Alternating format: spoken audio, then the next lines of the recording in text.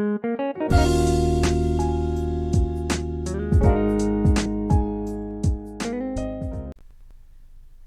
guys, and welcome back to another video on my channel. Now today I'm going to be showing you how to find your Windows bit operating system or what Windows version you have on your PC.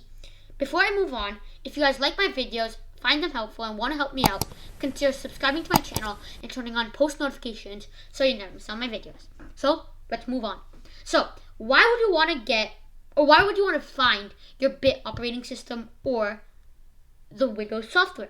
Well, when you download a software or an app, it'll give you multiple options like Windows x32-bit or Windows 8 x64-bit, and you'll get confused on which one to select.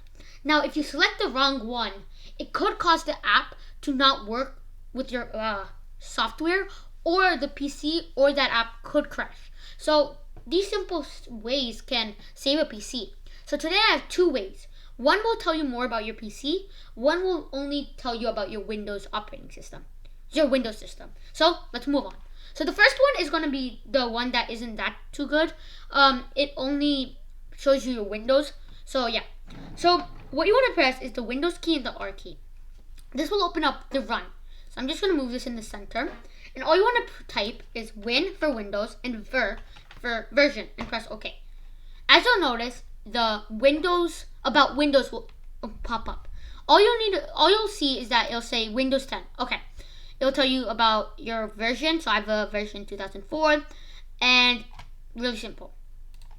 Now the second way will show you about your PC. So all you need to do is wait. Before I move on, is that you're going to need an external keyboard for this way, because on my laptop I do not have the key pause break.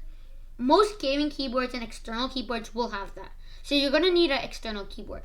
All you want to press is the Windows key and that key, the pause break or the PB key, and it'll open up the system.